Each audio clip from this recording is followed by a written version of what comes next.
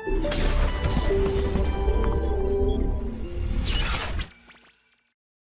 बच्चों, हाइजेनबर्ग अनिश्चितता सिद्धांत और डी ब्रोगली के बाद अब ये कंफर्म हो गया कि हम इलेक्ट्रॉन की, परमाणु में उपस्थित इलेक्ट्रॉन की सही सही स्थान निर्धारण और साथ ही साथ उसकी सही सही गति का निर्धारण दोनों एक साथ नहीं कर सकते।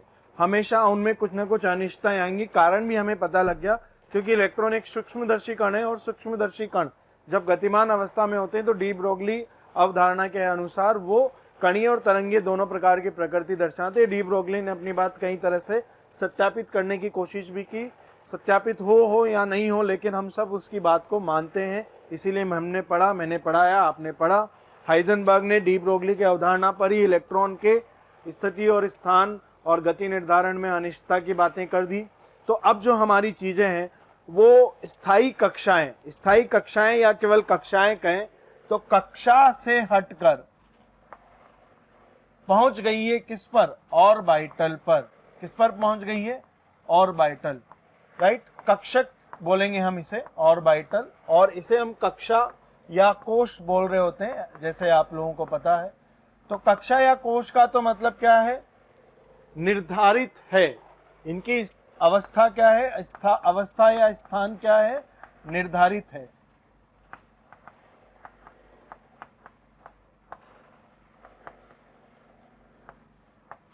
ठीक।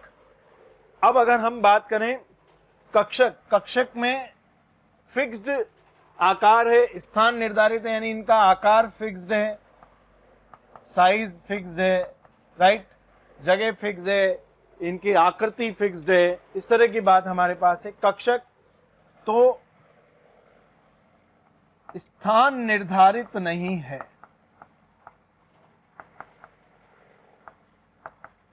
या स्थान अनिश्चितता के साथ निर्धारित है।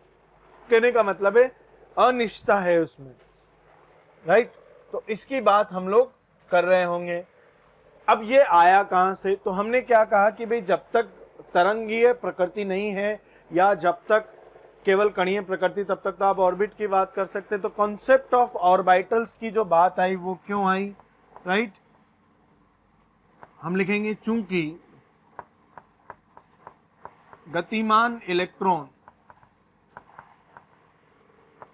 तरंगीय प्रकृति दर्शाता है,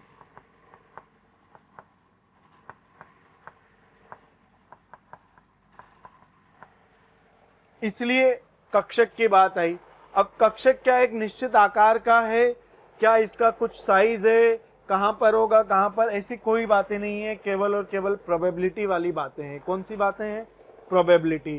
तो हमने कॉन्सेप्ट ऑफ ऑर्बिटल्स, कक्षकों के सिद्धांत की जब हमने बात की तो हाइजेनबर्ग अनिश्चितता के बाद इलेक्ट्रॉन की स्थिति एवं गति का निर्धारण पूरी तरह निश्चित नहीं होकर उसमें कुछ अनिश्चितता की कोटियां आ गई, और अनिश्चितता की कोटि के कारण हमने स्थायी कक्षाओं के सिद्धांत को किससे निर्धारित कर दिया? कक्षकों के सिद्धांत से निर्धारित कर दिया, जो कि प्रायिकता पर आधारित है। किस पर आधारित है? प्रायिकता,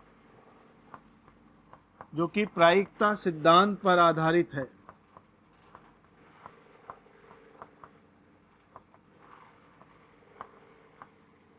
प्रायिकता सिद्धांत पर आधारित होने का मतलब क्या है कि प्रोबेबिलिटी की बात कर रहे होंगे। किसी बिंदु पर इलेक्ट्रॉन के होने या नहीं होने की हम बात नहीं करेंगे कि यहाँ है या नहीं है। हम क्या बात करेंगे?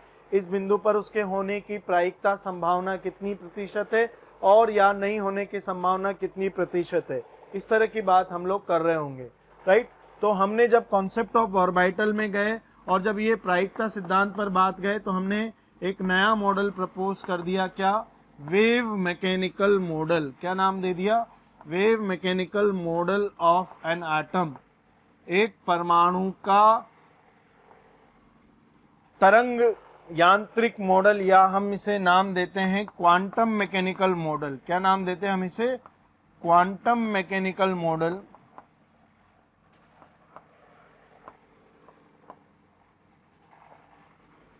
ठीक। ये जो सिद्धांत है ये कक्षाओं की बात नहीं करता, ये ऑर्बिटल की बात करता है, जो कि हाइजेनबर्ग सिद्धांत के बाद प्रायिकता सिद्धांत पर, प्रोबेबिलिटी कॉन्सेप्ट पर काम करता है।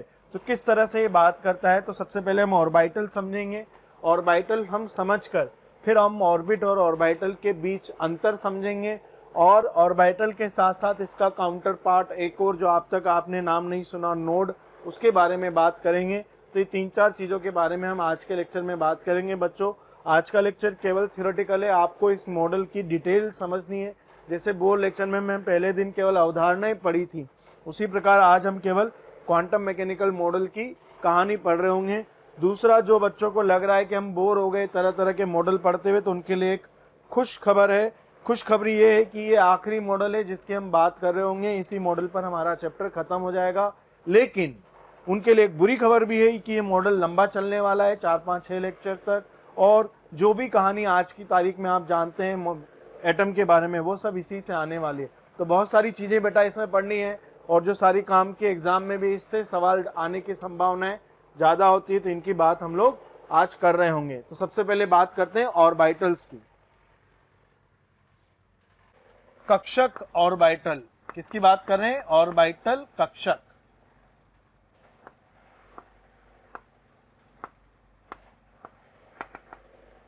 क्या है कक्षक, इसके बारे में हम बात करें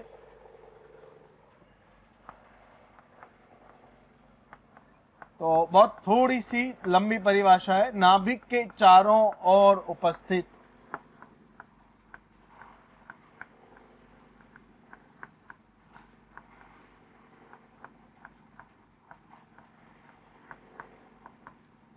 ऐसे बिंदुओं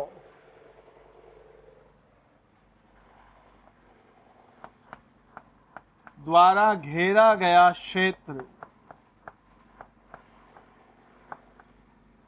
क्षेत्र का मतलब क्षेत्रफल भी हो सकता है या आयतन भी हो सकता है।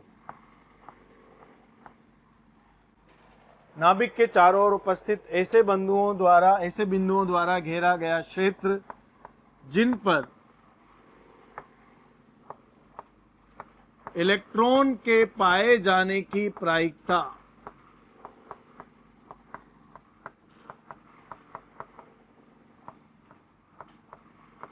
जिन पर इलेक्ट्रॉन के पाए जाने की प्रायिकता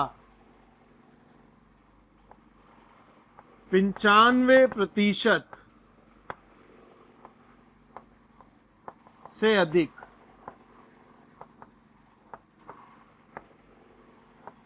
अर्थात अधिकतम हो,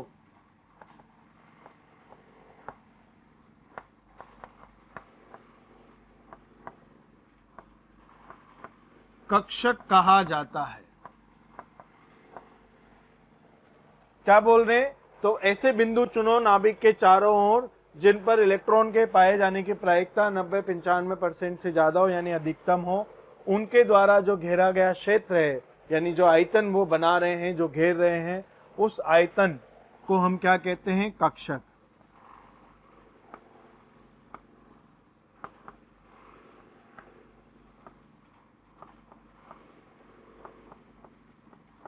विभिन्न कक्षाओं में, जैसे कोश की, ऑर्बिट्स की हम बात कर रहे थे, तो विभिन्न कक्षाओं में उपस्थित कक्षक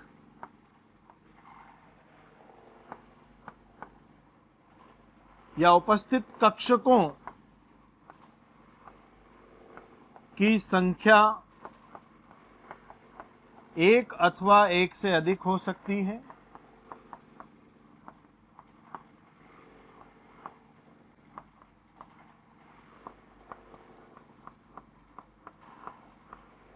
पहली बात। और दूसरी बात, संख्या एक अथवा एक से अधिक हो सकती है तथा उनके आकार भिन्न भिन्न हो सकते हैं।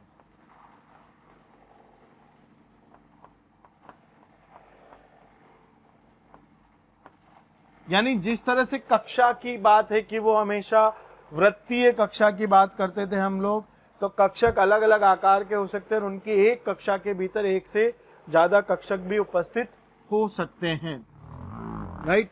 तो ये तो कक्षक की बात हो गई कि ऐसे बिंदु जहां पर नाभिक के बाहर उपस्थित ऐसे बिंदु, राइट, जिन पर इलेक्ट्रॉन के प्रायिकता पाए जाने की प्रायिकता अधिक हो, अधिकतम हो, यानी 90-95% से ज्यादा हो, वो सारे बिंदुओं से मिलकर जो आयतन बनता है या जो क्षेत्रफल बनता है उसको हम क्या नाम दे देते हैं? कक्षक। ये सभी कक्षक कक्षाओं यानी कोश या ऑर्बिट के भीतर होते हैं, एक से ज़्यादा हो सकते हैं, राइट, और इनके आकार अलग अलग हो सकते हैं। ये सिंपल कहानी है। मुख्य प्रकार के कक्षक क्या हैं, राइट? तो जो मुख्य पाए जाने वाले कक्षक हैं वे कौन कौन से हैं? एस कक्षक, पी कक्षक, डी कक्षक, एफ कक्षक। चार मुख्य कक्षक ये हैं, एस कक्षक, पी कक्षक, डी कक्षक, एफ कक्षक। इनकी आकृति क्या होती है? तो आकृति जो होती है इनकी, ये होती है गोलाकार, ये होता है डंबलाकार,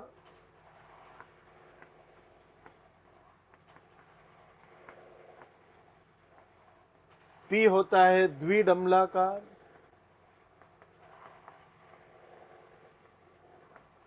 और एफ होता है आपका चतुर्डंबलाकार।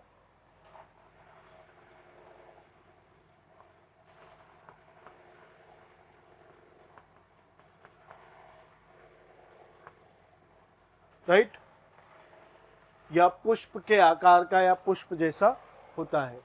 चित्र बनाने तो ये गोला हो गया, डंबलाकार से क्या मतलब है? द्विडंबलाकार से क्या मतलब है?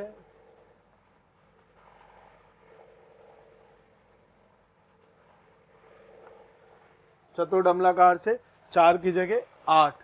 तो डंबलाकार में कितने हो गए? ये बोलते हैं लोब्स या पालियां।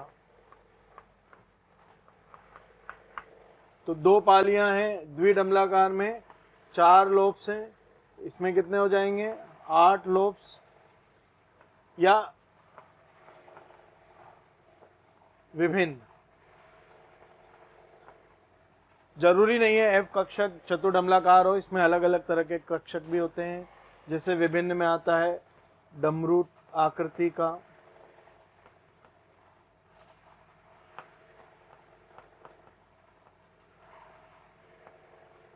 तो अलग अलग भी आकृतियां होती है एफ की, इसलिए हम एफ के बारे में डिटेल से बात नहीं करेंगे। हम बात करेंगे केवल एस, पी और डी के बारे में डिटेल से बात करेंगे। तो आइए इनके चित्र भी हम लोग बना सकते हैं, राइट? तो कक्षक क्या होते हैं? कक्षक ऐसे भाग जहां पर इलेक्ट्रॉन के पाए जाने की प्रायिकता सर्वाधिक होती है। ऐसे बिंदुओं का लोकस, उनका संग्रह ही मिलकर क्या बनाता है? कक्षक बनाता है। अलग अलग कक्षाओं में अलग अलग संख्या में कक्षक उपस्थित हो सकते हैं तथा उनके आकार अलग अलग हो सकते हैं, जैसे मैंने इनकी बात करी। ठीक, तो आइए एक एक करके इनके डिटेल के चित्र बनाते ताकि हमें ज़्यादा अच्छे से क्लियर हो। ठीक, तो आइए बच्चों विभिन्न कक्षकों के चित्र बनाते हैं। विभिन्न कक्षकों में हम सबसे पहले बात कर रहे हैं एस कक्षक की, जो कि गोलाकार होता है। कैसा होता है? गोलाकार। इसका एक ही अभिविन्यास होता है। तो जब आप गोलाकार एस कक्षक की बात कर रहे हैं तो बेसिकली आपको एक गोला बना देना है कुछ इस तरह से। ये एस कक्षक होगा, ये आपको गोला लगे उसके लिए आप इसे कुछ इस तरह से अंदर एक रिंग बना सकते हैं ताकि ये हमें फील दिलाए कि ये गोला ही है।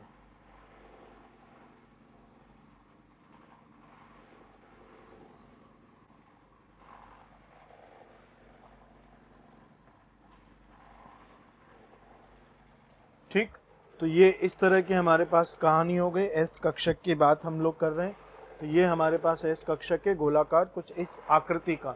ध्यान दीजिए, मैं यहाँ पर केवल आकृति की बात कर रहा हूँ और इसमें अधिक मैं बात नहीं कर रहा हूँ, केवल किसकी बात कर रहा हूँ? आकृति की। ठीक, दूसरी बात हम लोग कर रहे होंगे पी कक्षक की।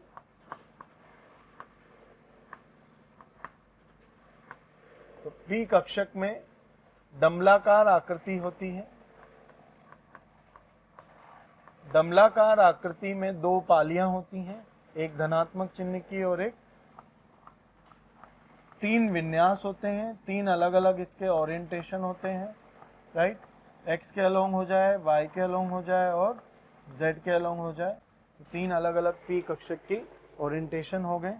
कैसे?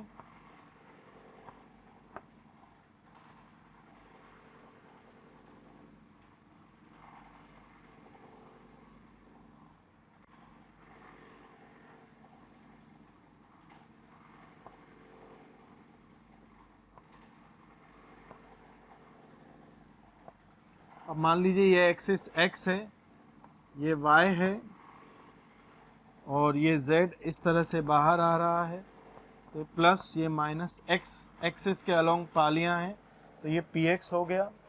ठीक, अब अगर यही पालियां वाई एक्स के अलोंग हो जाए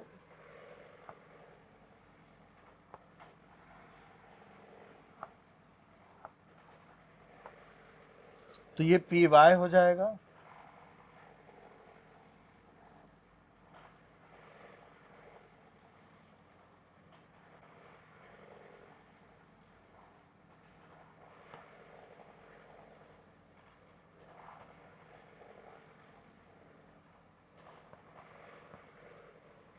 तो ये हमारे पास हो जाएगा पी वाई और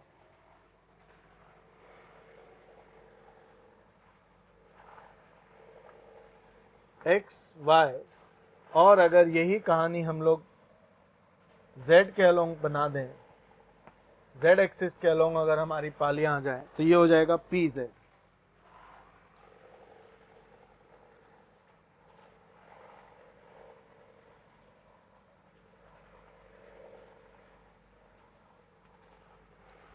तो ये z एक्सिस के अलोंग हमने पालियां बना दी, प्लस माइनस, तो ये हो गया हमारा पी जेड। तो y के अलोंग पी वाई, x के अलोंग पी एक्स और z के अलोंग पी जेड, तीनों विन्यास एक ही आकृति के होंगे, दो पालियां होंगी। कुछ लोग ऐसे बना देते हैं, कुछ लोग कुछ इस तरह से बना देते हैं, कैसे भी चाहे बना सकते हैं आप, डमलाकार होना चाहिए। बस एक चीज़ ध्यान रखिएगा, ये आकृति थोड़ी बहुत ऊपर नीचे हो सकती है, इनका आकार एक जैसा बनाना चाहिए, दोनों पालियों का आकार समान बनाना चाहिए। दूसरा, दोनों में चिन्ह विपरीत होने चाहिए, एक दूसरे के विपरीत चिन्ह होने चाहिए। तो इतनी कहानी है। आइए अब हम बात करते हैं डी कक्षक की। थैंक यू बच्चों, आप सब लोग हमारे वीडियोस देख रहे हैं। आप अगर इन वीडियोस के थ्रू एनरोलमेंट चाहते हैं तो डिस्क्रिप्शन में दिए हुए लिंक पर क्लिक करके अपना एनरोलमेंट सुनिश्चित कर सकते हैं। बहुत सारे बच्चे ऐसे भी हैं जिन्हें वीडियोस के साथ साथ डाउट सॉल्विंग और मॉड्यूल वगैरह भी रिक्वायरमेंट होते हैं, तो वो आप अपने प्रीमियम कोर्स को ज्वाइन करके जो कि डिस्क्रिप्शन में दिया हुआ है उसको ज्वाइन करके वहाँ एनरोलमेंट करके पा सकते हैं।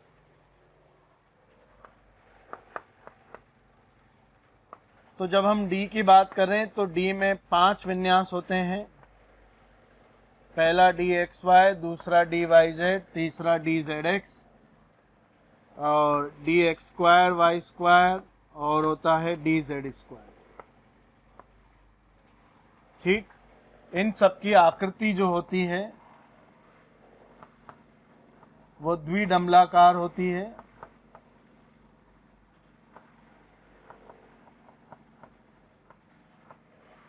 तथा पालियां अक्षों से 45 डिग्री कोण पर उपस्थित होती है। इसकी आकृति भी द्विडम्बलाकार होती है, लेकिन पालियां 4 पालियां होती हैं, इसमें भी 4 पालियां होती हैं। 4 पालियां अक्षों के अनुदिश उपस्थित होती हैं।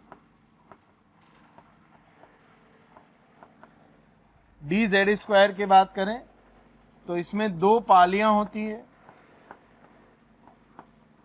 तथा एक छल्ला होता है।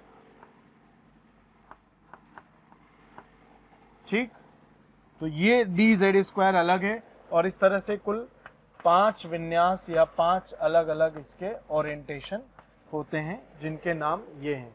तो आइए हम एक एक करके सबको बनाते हैं। सबसे पहले मैं ये DX स्क्वायर वाई स्क्वायर बना रहा हूँ। तो DX स्क्वायर वाई स्क्वायर में 4 पालियां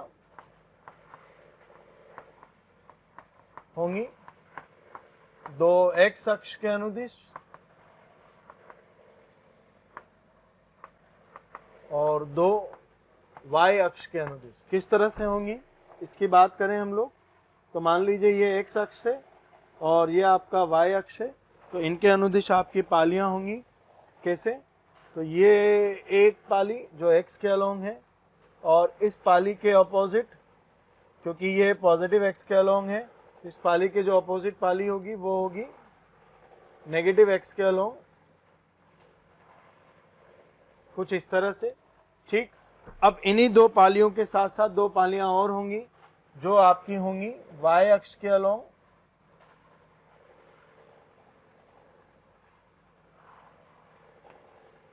कुछ इस तरह से। इनका आकार और आकृति एक जैसी दिखनी चाहिए, जैसा मैंने अभी अभी P में आपको बताया।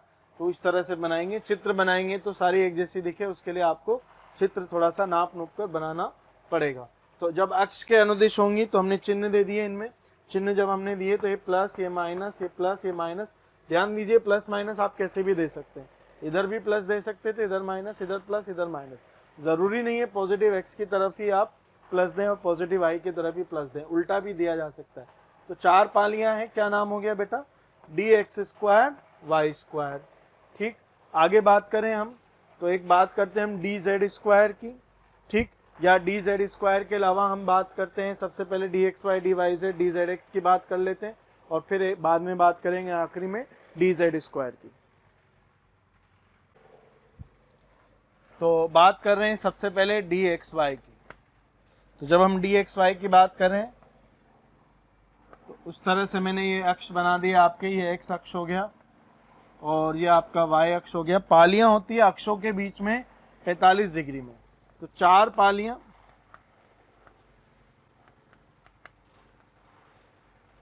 ठीक एक्स वाई तल में, कहां? अक्षों से 45 डिग्री कोण पर।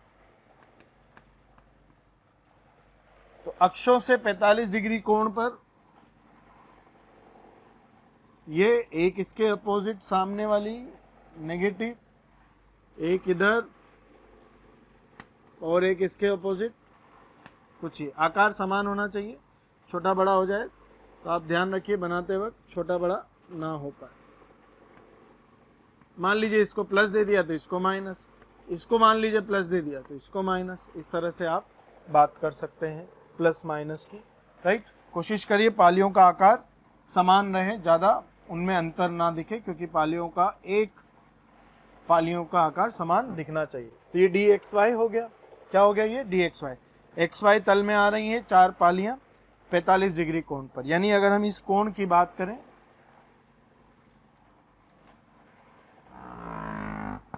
तो ये जो कोण है ये है हमारा 45 डिग्री। ठीक, और ये सब में मेंटेन रहेगा इस तरह से 45 डिग्री। ये तो हो गया dxy। अब हम बात करें अगर dyz की, तो कुछ फर्क नहीं पड़ा, वही चार पालियां, लेकिन ये तल बदल गया। अब कौन सा तल आ गया? तो चार पालियां yz तल में।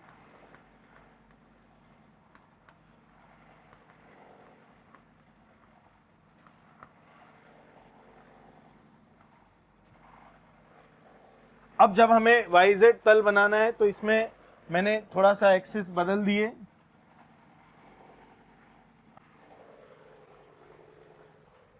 ये हो गया y, ये हो गया z और ये हो गया x।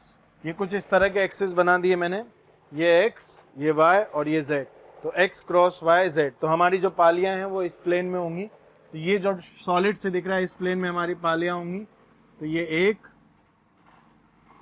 ठीक, और ये दूसरी, इसके अपोजिट ये तीसरी और ये पहली वाली के अपोजिट चौथी। इसे प्लस दे दिया, इसे प्लस, ये दोनों क्या हो गई? माइनस। इस तरह से ये हो गया। और अगर आप चाहें तो इस तरह का एक्स अक्ष यहाँ पर दिखा सकते हैं।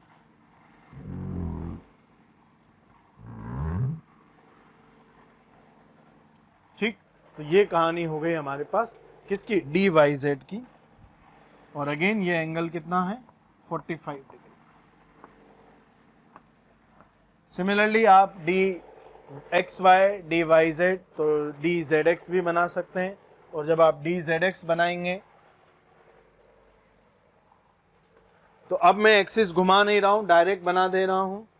ठीक, तो मैंने डी जेड एक्स की जब बात करी तो मैंने क्या कर दिया,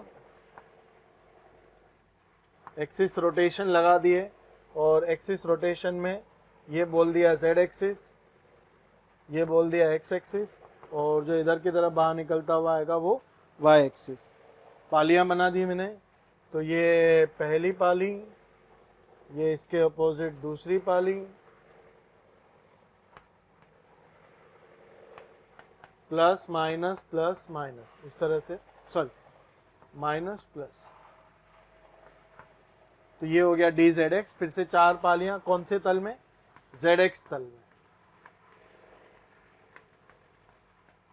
ठीक, तो ये d x y d y z और डी जेड एक्स हो गए। अब हम बात करें एक अकेला जो बचा है डी जेड स्क्वायर की, तो आइए उसकी बात करते हैं। तो लास्ट डी में जो हमें बात करनी है वो है डी जेड स्क्वायर की, 2 पालियां जेड एक्स के अनुदिश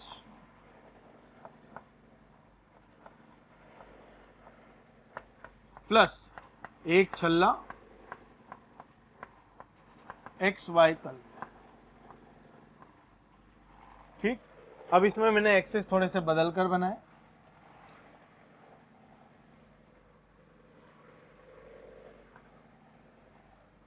ये सीधा वाला तो मैंने बोल दिया जेड एक्सिस। अब जब मैंने ये सीधा z बोल दिया तो ये 2 हाथ मेरे इस तरह से रखे, ये x हो गया, ये y हो गया, x क्रॉस y, ये z आ गया हमारा राइट हैंड थंब रूल से। तो बेसिकली ये x एक्सिस और इससे 90 डिग्री पर ये हमारा y axis, x axis and then this is y axis. ये हमारा मूल बिंदु हो गया, और इस मूल बिंदु से हमने बनाई पालियां। तो ये एक पाली ऊपर की तरफ, ये हो गया हमारा z एक्सिस, और ये एक पाली नीचे की तरफ। ठीक, तो ये प्लस ये माइनस, और अब हमने इसमें बना दी एक रिंग।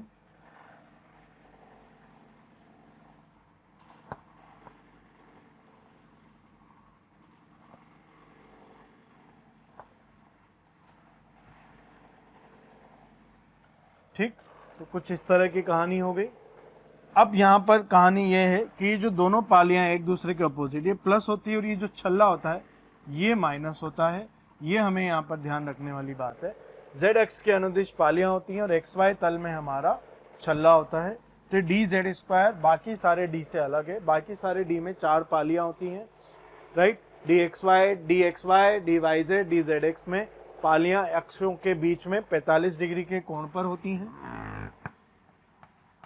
ठीक, d x square y square में पालियां अक्षों के अनुदिश होती हैं, और जेड स्क्वायर में जेड के अलोंग 2 पालियां होती हैं, एक्स वाई तल में एक छल्ला होता है। ये हमारी डी की कहानी हो गई। इस तरह से हमने सारे कक्षकों की बात की, राइट।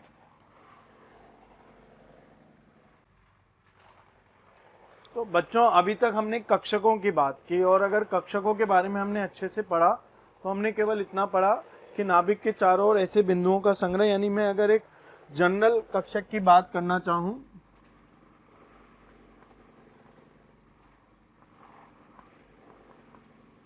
तो मान लीजिए ये नाभिक है मेरे पास, और इस नाभिक के चारों ओर मैं जनरल किसी कक्षक की बात करना चाहूं तो वो ऐसे हो सकते हैं।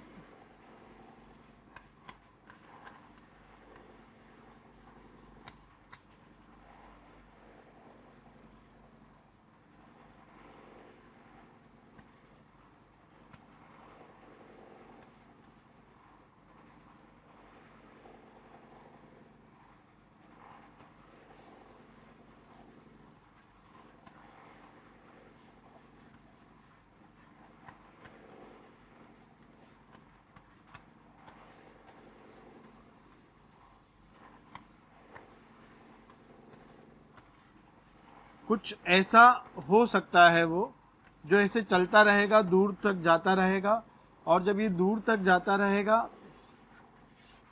तो धीरे धीरे जो इसका ये फैलाव है ये हल्का होता जाएगा। आप अगर छायादार क्षेत्र की बात करें तो ये यहाँ गहरा है, इधर और गहरा है, ये गहराई इसकी धीरे धीरे कम होती जा रही है, हल्का होता जा रहा है। तो ये हमारा हो गया नाभिक, बीच में जो लिखा हुआ है सफ़ेद से लाइनिंग वाला जो क्षेत्र है, और इसके बाहर ये जो सारे बिंदुओं का क्लस्टर है जो ये मिलाकर है, ये बन गया कक्षक। और धीरे धीरे राइट रंग की गहनता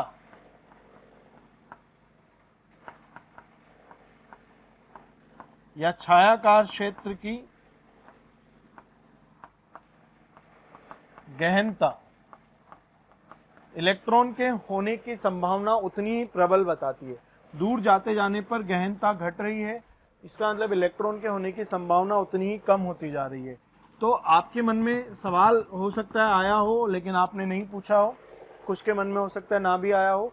तो जिस तरह से नाभिक के चारों ओर ऐसे बिंदु हैं जिन पर होने की प्रायिकता, इलेक्ट्रॉन के पाए जाने की प्रायिकता अधिकतम है या 90% 95% है, उस तरह से कुछ ऐसे बिंदु भी हो सकते हैं जिन पर इलेक्ट्रॉन के पाए जाने की प्रायिकता नगण्य हो, अत्यधिक न्यूनतम हो या लगभग जीरो हो। ऐसे बिंदुओं को क्या कहेंगे? तो ऐसे बिंदुओं के लिए हमारे पास बिंदु है नोड। क्या नाम है? नोड। तो ये तो हो गया कक्षक जिसका अलग अलग आकार हो सकता है बिंदुओं की गहनता के आधार पर। नोड तो नाभिक के बाहर ऐसे बिंदु, नाभिक के बाहर उपस्थित ऐसा बिंदु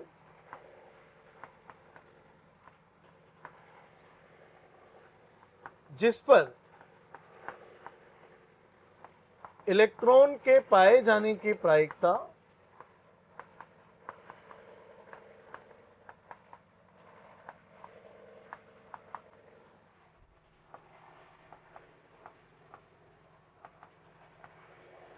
अत्यधिक न्यून या निम्न या शून्य हो,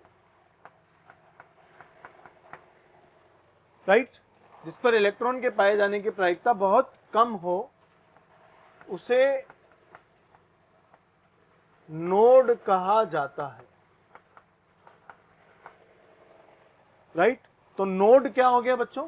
नोड हो गया ऑर्बिटल का एकदम अपोजिट। ऑर्बिटल में वो बिंदु जहां पर इलेक्ट्रॉन के पाए जाने की प्रायिकता अधिकतम हो, और नोड में वो जहां प्रायिकता क्या हो? न्यूनतम हो, राइट, कम हो, लगभग जीरो हो, वो सब क्या हो जाएंगे? नोड हो जाएंगे, शून्य हो जाएंगे। इस तरह की बात हम लोग कर रहे होंगे, ठीक। तो ये बात हो गई नोड की। अब नोड के जब बिंदु मिलेंगे, बहुत सारे नोड मिलेंगे, तो क्या मिलेगा? तो उसे हम बोलते हैं नोडल सतह। क्या बोलते हैं उसे? नोडल सतह या नोडल तल।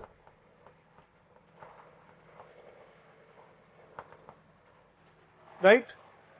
तो ऐसी सतह या ऐसा तल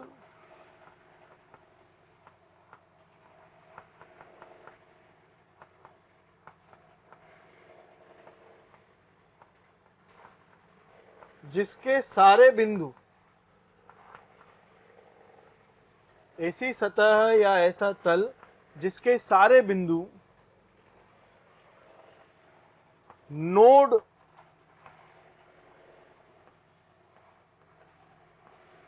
की तरह उपस्थित हों या पाए जाते हों,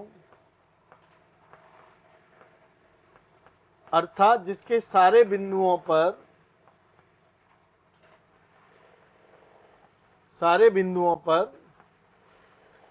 इलेक्ट्रॉन के पाए जाने की प्रायिकता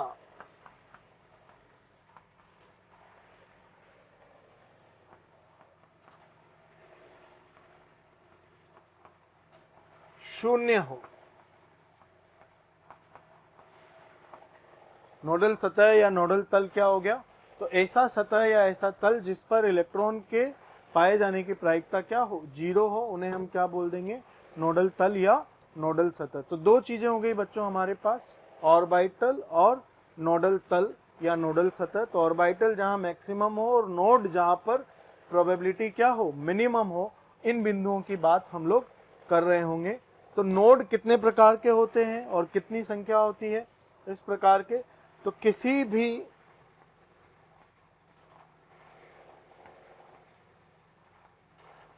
कोश या कक्षक में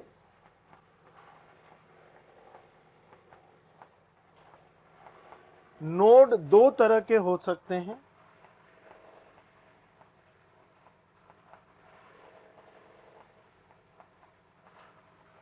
एक को तो बोला जाता है गोलीय या त्रिज्यीय नोड,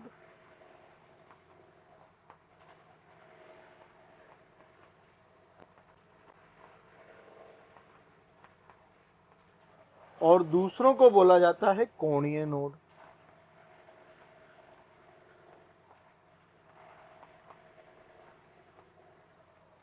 ठीक, तो दो तरह के नोड हो गए बच्चों, गोलीय नोड और त्रिज्यीय, गोलीय नोड या त्रिज्यीय नोड, और दूसरे कोणीय नोड। तो इस तरह के दो नोड हैं, यानी नोड ऐसे बिंदु जहां पाए जाने की प्रायिकता बिल्कुल मिनिमम है, शून्य है। कक्षक ऐसे बिंदुओं का संग्रह जहां पाए जाने, इलेक्ट्रॉन के पाए जाने की प्रोबेबिलिटी अधिकतम है।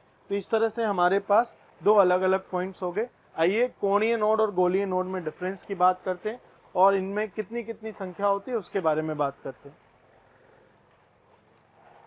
प्यारे बच्चों, अगर आपको हमारे वीडियोस पसंद आ रहे हैं तो आप इन्हें लाइक करें और शेयर करें। शेयर करने से ये वीडियोस ज़रूरतमंद बच्चों तक पहुंच पाएंगे। और अंत में मैं ये कहना चाहता हूं कि आप अगर इसी तरह से लाइक और शेयर करते रहे, राइट, तो हमारी मोशन की पूरी टीम मोटिवेटेड रहेगी ताकि हम और बेहतर से बेहतर वीडियोस और कंटेंट आप लोगों तक पहुँचा सकें। तो हम बात कर रहे हैं बेटा कोणीय और गोलीय नोड की। तो गोलीय नोड जो होते हैं, गोलीय नोड या त्रिज्यीय नोड, इनमें किसी निश्चित त्रिज्या के गोले पर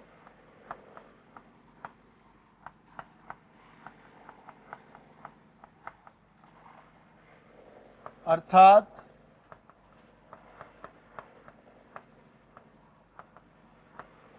नाभिक से एक निश्चित किसी भी दूरी पर, नाभिक से किसी भी दिशा में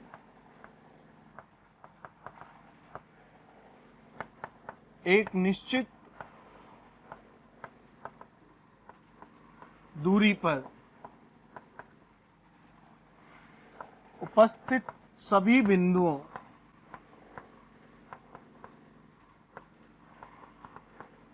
पर इलेक्ट्रॉन के पाए जाने की प्रायिकता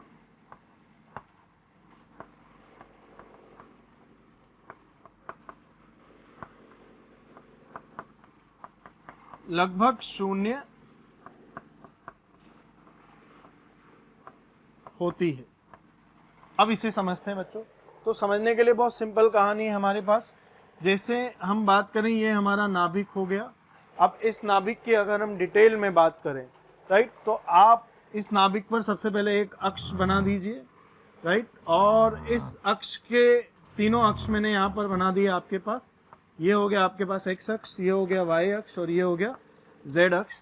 अब इससे आप किसी भी दूरी पर किसी भी दिशा में चले जाइए। मान लीजिए मैं इस दिशा में गया आर दूरी पर, मान लीजिए मैं इसके अपोजिट इस दिशा में गया आर दूरी पर, इस दिशा में गया आर पर, इस दिशा में गया आर पर, ये दिशा गया मैं आर पर, इधर गया मैं आर पर, इधर गया मैं आर पर, इधर गया मैं आर पर। तो आप पाएंगे कि हमारे पास हमेशा एक गोला बनेगा, और ये गोला बनता है इसीलिए हमने इसे गोलीय नोड, और क्योंकि हम त्रिज्या की बात कर रहे हैं इसीलिए निश्चित त्रिज्या की, इसलिए क्या नाम दिया जाता है इसे, त्रिज्यीय नोड। गोला समझाने के लिए हम आपको पता है एक काम करते हैं कि इसे स्फीयर, और इसे हमने कर दिया वापस से ये गोला बना दिया। तो आप किसी भी दिशा में चले जाइए, यानी मूल बिंदु से कोई भी एंगल ले लें, हर एंगल पर आप एक निश्चित दिशा में जाएंगे तो ये जो बिंदु मिल रहे हैं हमें, ये जो अलग अलग इस सतह पर हमें बिंदु मिल रहे होंगे, इन सभी बिंदुओं पर आपको नोड मिलेगा। नोड का मतलब हो गया इलेक्ट्रॉन के पाए जाने की प्रायिकता क्या हो गई, शून्य हो गई। इसलिए हम बात कर रहे हैं और इसीलिए इन्हें नाम दिया गया गोलीय नोड या त्रिज्यीय नोड। अब बात करते हैं कोणीय नोड की। तो कोणीय नोड अब हम बहुत अच्छे से क्लियर हैं। जब हमें अगर गोलीय नोड समझ में आता है तो हम बहुत आराम से और अच्छे से गोलीय नोड समझ सकते हैं। वो ये कि हमने कहा कि कोई भी कोण ले लो, कोई भी दिशा ले लो, 0 से 180, 360 किसी भी एंगल पे किसी भी तल में दूरी समान रखो तो क्या कहलाएगा? गोलीय नोड। अब हमने क्या कहेंगे, तो मूल बिंदु से मूल बिंदु का मतलब क्या हो गया? नाभिक। नाभिक को हमने कहा माना हुआ है? मूल बिंदु, राइट पर। तो नाभिक से किसी भी दूरी पर एक निश्चित कोण के अनुदिश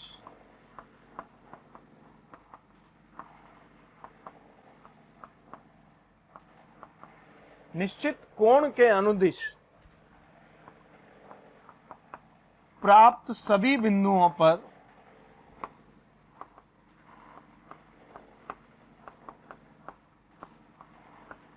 जब इलेक्ट्रॉन के पाए जाने की प्रायिकता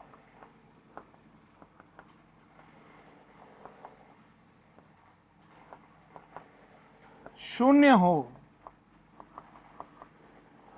तब उस कोण को हम कोणीय नोड कह देते हैं। क्या कह देते हैं? कोणीय नोड। तो आइए अब इसे समझते हैं। तो मान लीजिए ये मैंने अब की बारी फिर से एक ओरिजिन बनाया, ये इसमें फिर से मैंने एक्सिस बनाए, 3 अलग अलग एक्सिस बना दिए, ठीक। अब मैं बोल रहा हूं कि किसी भी दूरी पर लेकिन एक निश्चित कोण पर। तो मान लीजिए मैंने बोला ये कोण निश्चित हो गया। अब इस कोण पर आप किसी भी दूरी पर ये कोई भी दूरी ले लो इस कोण पर, तो ये जब कोण चलेगा तो ये दोनों तरफ से मेजर होगा, पॉजिटिव और नेगेटिव। तो हमने कहा कि ये जो हो गया ये हमारा एक थीटा, और इसका जब हम कंपोनेंट ले लेंगे फाई, राइट। तो ये जो हमारा कोण हो गया थीटा और फाई से, कोई भी दूरी ले लो, इस कोण के अनुदिश कोई भी दूरी चल जाओ, सभी बिंदुओं पर प्रायिकता हो तो वो सब किस पर आ जाएंगे? तो वो कोणीय नोड बनेगा। क्या बनेगा? कोणीय नोड कहलाता है, ठीक। तो इस तरह से हमारे पास 2 तरह के नोड आ जाते हैं, गोलीय नोड और त्रिज्यीय नोड। गोलीय नोड का क्या मतलब हो गया बच्चा? नाभिक को मूल बिंदु पर रखकर किसी भी दिशा यानी किसी भी कोण में आप एक बराबर दूरी चलें, और हर उस दूरी के बिंदु पर, हर निश्चित दूरी के बिंदु पर जब हमें क्या प्राप्त हो? इलेक्ट्रॉन के पाए जाने की प्रायिकता लगभग शून्य हो जाए, तो वो सारे बिंदुओं से मिलकर बनने वाला गोला क्या कहलाएगा? गोलीय नोड। या वो दूरी क्या कहलाएगी? त्रिज्यीय नोड, राइट। तो मान लीजिए ये दूरी कितनी थी? r0 थी। तो r0 r0 r0 r0 r0 r0 r0, तो ये r0 r बराबर r0, नाभिक से कितनी दूरी? r0 पर क्या हो गया? राइट, r बराबर r0 पर क्या हो गया? गोलीय नोड। मान लीजिए ये हो गया थीटा नोट और फाई नोट। तो नाभिक से किस एंगल पर? थीटा बराबर थीटा नोट एंड फाई बराबर फाई नोट पर क्या मिल जाएगा हमें? कोणीय नोड मिल जाएगा। तो कोणीय नोड में दूरी r कुछ भी हो सकता है, यानी नाभिक से ये दूरी भी हो सकती है, r1 भी, r2 भी हो सकती है, r3 भी, r4 भी हो सकती है, लेकिन कोण हमारा फिक्स रहना है। उसी तरह एंगल θ1 भी हो सकता है, θ2 भी हो सकता है, θ3 भी हो सकता है, एंगल कुछ भी हो सकता है, θ4 भी हो सकता है, लेकिन हमें ध्यान रखना है किसका? हमें ध्यान रखना है कि दूरी निश्चित रहे। तो निश्चित दूरी पर किसी भी कोण में, किसी भी कोण पर एक निश्चित दूरी पर जब आप बात करेंगे, राइट, तो वो गोलीय नोड कहलाएगा। और अगर एक निश्चित कोण पर किसी भी दूरी की बात होगी तो वो कोणीय नोड। किसी भी दिशा में यानी किसी भी कोण पर एक निश्चित दूरी होगी तो गोलीय नोड। किसी भी दूरी पर एक निश्चित दिशा यानी निश्चित कोण होगा तो कोणीय नोड कहलाएगा। इस तरह का दोनों में अंतर है। ये हो गया आपका गोलीय नोड और कोणीय नोड की परिभाषाएं। ठीक, हर एक कक्षक में गोलीय या त्रिज्यीय और कोणीय नोड होने की संभावनाएं होती हैं और पाए भी जाते हैं। तो आइए हम देखते हैं किसमें कितने कितने नोड होते हैं। आज अभी हम केवल कोणीय नोडों की बात कर रहे हैं, त्रिज्यीय नोड की बात अभी हम नहीं कर रहे हैं। त्रिज्यीय नोड की बात डिटेल में हम श्रोडिंगर तरंग समीकरण की जब बात कर लेंगे तब करेंगे। क्वांटम मैकेनिकल मॉडल आप मानिए तभी पूरा होगा जिस दिन हम श्रोडिंगर तरंग समीकरण पढ़ लेंगे, जो कि अभी समय लगेगा 2-3 लेक्चर, उसके बाद हम लोग बात कर रहे होंगे। ठीक, तो कोणीय नोड की आज हम पहले बात कर रहे हैं। तो सबसे पहले मैं लिख देता हूं एस कक्षक। एस कक्षक में ये कहां से आया मैं आगे चलकर आपको समझाऊंगा। कोणीय नोडों की संख्या,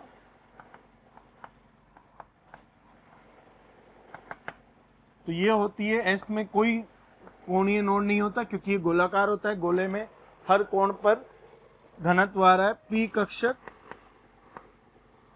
तो पी कक्षक में एक कोणीय नोड होता है। डी कक्षक, संख्या कहां से आई इसका डेरिवेशन हम श्रोडिंगर में पढ़ेंगे। एफ कक्षक, मैं अभी केवल आपको संख्याएं बता रहा हूं कि किसमें कितने कोणीय नोड होते हैं। त्रिज्यीय नोड की कहानी हम डिटेल में फिर से श्रोडिंगर के बाद बात कर रहे होंगे या क्वांटम संख्याओं के बाद बात कर रहे होंगे। अब जब हम बात करें पी कक्षक में एक नोड की, तो मान लीजिए मैंने कोई भी एक पी बना दिया, ये मैंने बना दिया, पी एक्स बनाना चाह रहा हूं मैं, तो ये मैंने बनाया आपके सामने।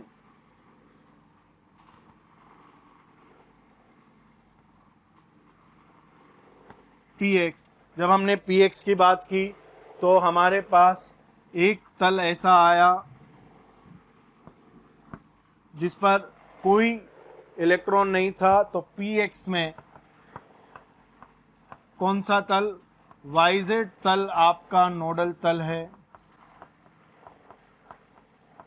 वाईजेड तल नोडल तल को आप क्या लिख सकते हैं, x बराबर 0। तो ऐसा तल जिसके सभी बिंदुओं पर x 0, तो ये बोर्ड का तल मान लीजिए xy तल है, तो ये जो बाहर निकलता हुआ तल हो गया ये नोडल तल हो गया। इस पर कोई इलेक्ट्रॉन नहीं आ रहा है क्योंकि इलेक्ट्रॉन तो कहाँ आ रहे हैं, इलेक्ट्रॉन इसके भीतर हैं, इन पालियों के आकृति में है इलेक्ट्रॉन। ठीक, तो इस तरह से आप बात कर रहे होंगे। ये बात हो गई हमारी पी एक्स की। अब जब हम बात करें पी वाई की, तो पी वाई में हो जाएगा जेड एक्स तल या y बराबर 0 नोडल तल एक। पी जेड में हो जाएगा एक्स वाई तल या z बराबर 0 तल। ठीक, तो इस तरह से हमारे पास ये अलग अलग आ गए। आपका अगर लगता है सर हमें तो बता दीजिए एक बार चित्र बनाकर। तो ये देखिए, मान लीजिए ये मैं बनाना चाह रहा हूँ पी वाई। ठीक, तो ये मैंने बनाया पी वाई की पालियाँ, एक ऊपर वाली और एक नीचे वाली।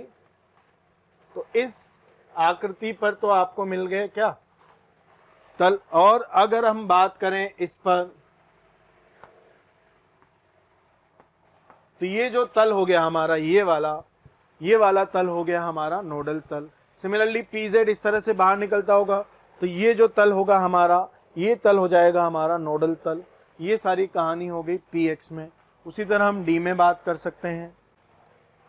तो डी में कितने होने हैं, डी में होने 2 नोडल तल। तो डी में जब 2 नोडल तल होने हैं तो बात करते हैं पहले d x y, d y z और डी जेड एक्स जैसे कक्षकों की। D x y, d y z और डी जेड एक्स जैसे कक्षकों की बात करते हैं हम लोग। ठीक, तो ये क्या हो जाएगा, d x y, d y z और डी जेड एक्स जैसे कक्षक। तो इसकी जब हम बात कर रहे होंगे तो इन सब में अगर आप ध्यान से जानते हैं तो जो पालियां होती हैं वो आपकी अक्षों के बीच में होती हैं।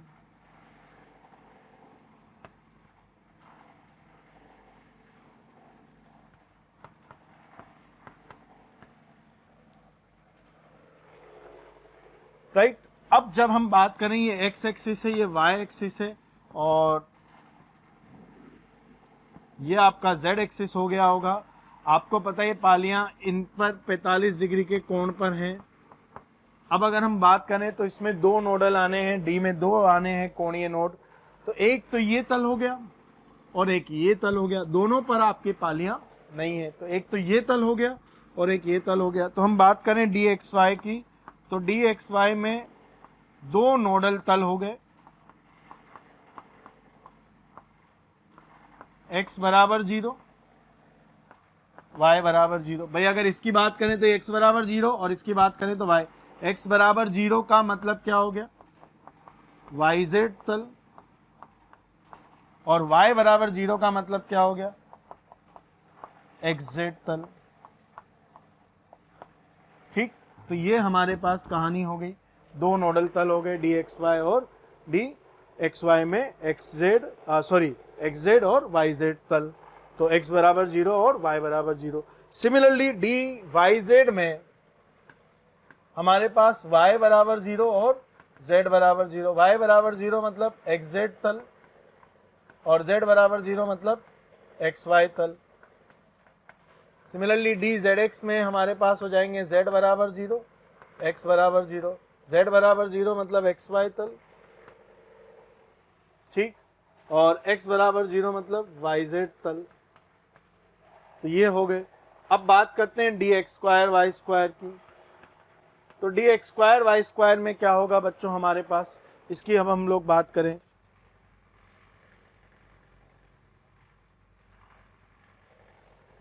तो d x square y square में जब आप चित्र बनाएंगे तो चित्र आपका कुछ इस तरह से है। पालियां जो हैं वो अक्षों के अनुदिश है। ये वाला अक्ष एक्स अक्ष है और ये वाला अक्ष आपका वाई अक्ष है, ठीक। तो यहां अगर हम देखें तो ये जो एक तल दिख रहा है हमें और ये जो एक तल हमें दिख रहा है, ये तल तो है एक्स वाई तल और ये तल है ये तल और ये तल दोनों हैं, दोनों 45 डिग्री के कोण पर हैं। इस लाइन की अगर हम इक्वेशन लिख दें तो x प्लस वाई बराबर 0, x प्लस वाई बराबर 0 और ये होगी x माइनस वाई बराबर 0, ठीक। तो इस तरह के हमारे ये x माइनस वाई बराबर 0 और ये x प्लस वाई बराबर 0, ये इक्वेशंस हो गई हमारी। जब हम इनकी बात करें तो ये दोनों तल हैं हमारे पास, इसमें एक तो ये वाला तल और एक ये वाला तल, इनकी इक्वेशन ये हो गई। तो एक तो तल ये हो गया नोडल तल और एक तल ये हो गया, ठीक। तो इस तरह से d x square y square में दो नोडल तल हो गए। अब बात करें डी जेड स्क्वायर की, ठीक। तो डी जेड स्क्वायर में भी दो होंगे। तो डी जेड स्क्वायर में दो कौन कौन से होंगे उनकी बात करें हम लोग। तो डी जेड स्क्वायर आपको पता है थोड़ा अलग होता है बाकी सबसे।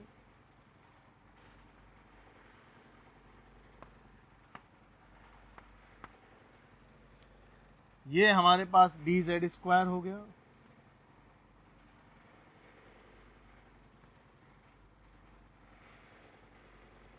ठीक। अब जब डी जेड स्क्वायर की बात आ गई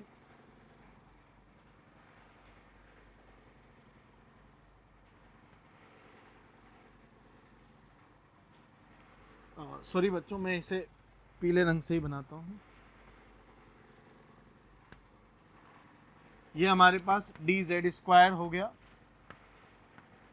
अब इस पर कैसे होते हैं दो नोडल तल, तो वो दो नोडल तल मैंने ये वाइट से डॉट से बनाए हैं।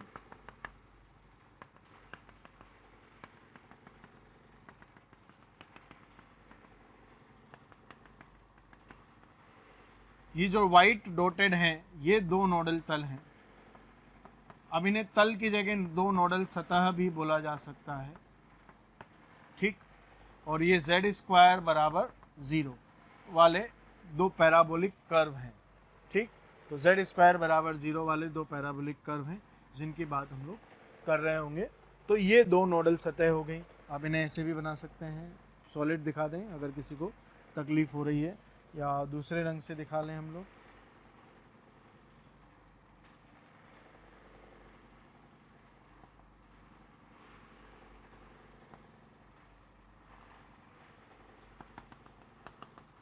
ठीक, ये दो नोडल तल हो गए हमारे पास डी जेड स्क्वायर के। तो P में एक कोणीय नोड, D में दो, S में एक भी नहीं, ये आपको ध्यान रखना है।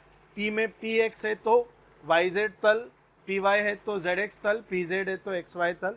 D में DXY है तो x बराबर 0 और y बराबर 0, x बराबर 0 यानी YZ तल और y बराबर 0 यानी XZ तल, ये हमारे पास हो गया। अब DYZ की बात करें तो y बराबर 0, y बराबर 0 ZX तल, z बराबर 0 XY तल, z बराबर 0 XY तल, x बराबर 0 YZ तल, ये हमारे पास हो गए। D x square y square में x माइनस वाई बराबर 0 और x प्लस वाई बराबर 0 दो तल हो गए और इसमें दो पैराबोलिक तल हो गए जो सतह हो गई। ये सब D के दो दो कोणीय नोड की बात है। तो आज हमने बेटा कक्षक और नोड के बारे में बात करी। हाँ, समय समाप्त हो गया है, नहीं तो हमें एक अंतर लिखना था कक्षाओं और कक्षकों के बीच, जो हमें आ सकता है अगले टर्न पर लिखें, या थ्योरेटिकल हिस्सा है, ज़रूरत तो नहीं है, मैंने आपको समझा ही दिया है कि कक्षाएं स्थायित्व की बात करती है और कक्षक प्रायिकता की बात कर रहे होते हैं। एक बेसिक डिफरेंस ये, आकार अलग अलग होता है, ठीक। कक्षाओं में कोई नोड वोड की बात नहीं होती, कक्षकों में नोड की बात भी होती है। तो ये सारे अंतर हैं, जो प्रॉपर्टीज़ है उन्हीं से आप अंतर लिख सकते हैं, आप जानते हैं आराम से कक्षक और कक्षाओं दोनों के बारे में, ठीक है। तो आज इतनी ही बात करेंगे, बाकी अगले टर्न पर बात होगी, ठीक। तब तक के लिए थैंक यू बच्चों। अगर आपको मेरा ये वीडियो पसंद आ रहा है और आप मेरे और कोई वीडियो देखना चाहते हैं, या मोशन के किसी और एक्सपर्ट फैकल्टी टीम के वीडियोस आप देखना चाहते हैं, तो आज ही कॉल करें 1800 2121 799।